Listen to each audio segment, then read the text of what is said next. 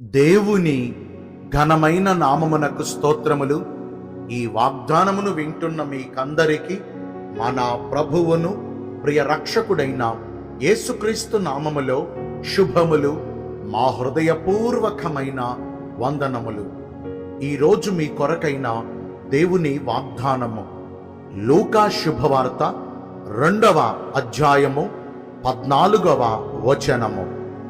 సర్వోన్నతమైన స్థలములలో దేవునికి మహిమయు, ఆయనకిష్టులైన మనుష్యులకు భూమి మీద సమాధానమును కలుగునుగాక.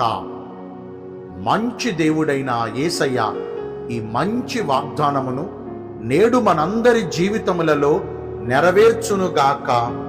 ఆమేన్.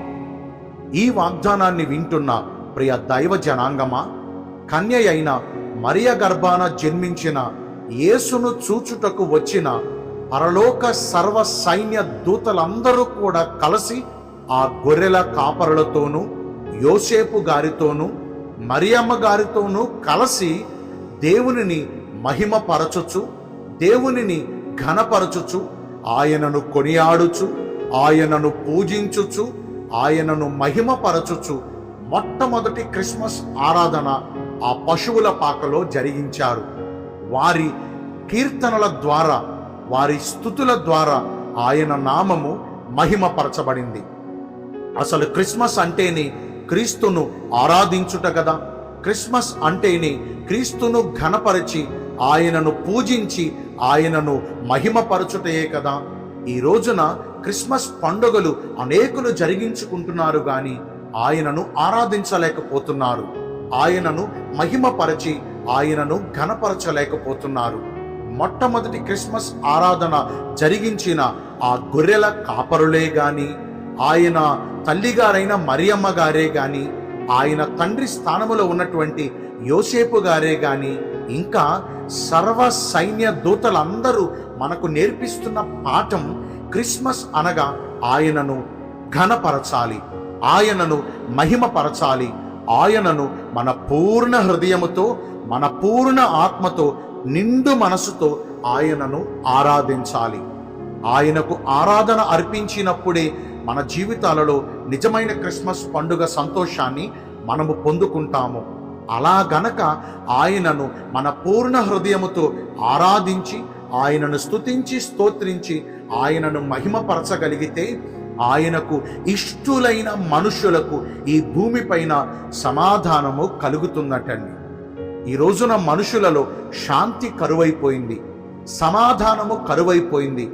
మనుషులకు వారి వారి జీవితములకు నెమ్మదే లేకుండా పోతుంది. అడుగడుగున పోరాటాలు, అడుగడుగున ప్రయాసలు, అడుగడుగున బంధకాలు, అడుగడుగున బాధలతో కూడిన, వేదనతో కూడిన జీవితములే. వారు చేసిన అతిక్రమ క్రియల వలన వారు నష్టపోతూ ఎంతగానో వేదనకు గురవుతున్నారు. ఈ శుభవేళలో ఇలాంటి పరిస్థితులలో ఉన్న మనతో ప్రభు ఒక శుభవార్తను అందిస్తున్నారు.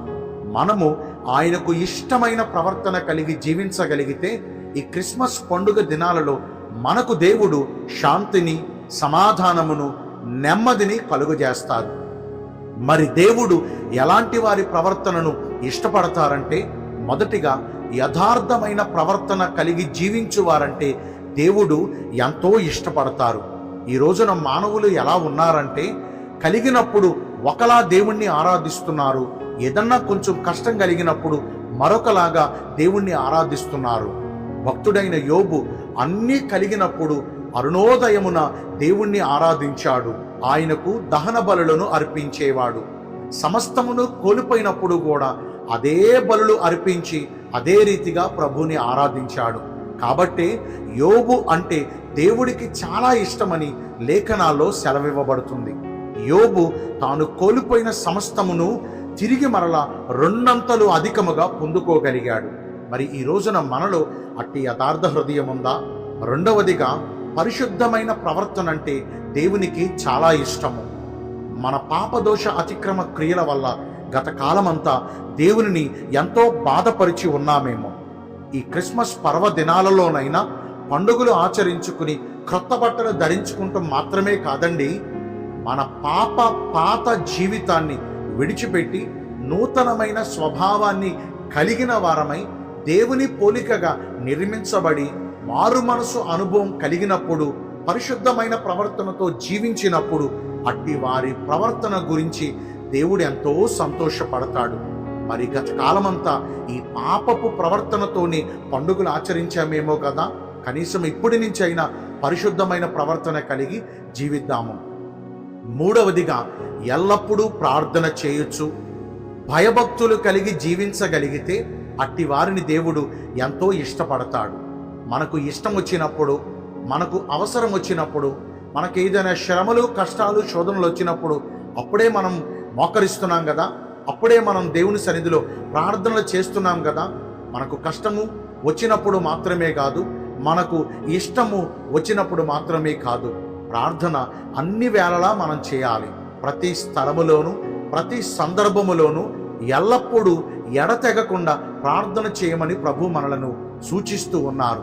నేటి నుంచైనా ఆయన యందు భయభక్తులు కలిగి, ఆయన త్రోవలలో నిర్దోషమైన ప్రవర్తన కలిగి నడుచుకొనుచు ఎల్లప్పుడూ దేవునికి ప్రార్థన చేసే అనుభవాన్ని మనము కలిగి ఉంటే అట్టి వారిని దేవుడు ఇష్టపడతాడు.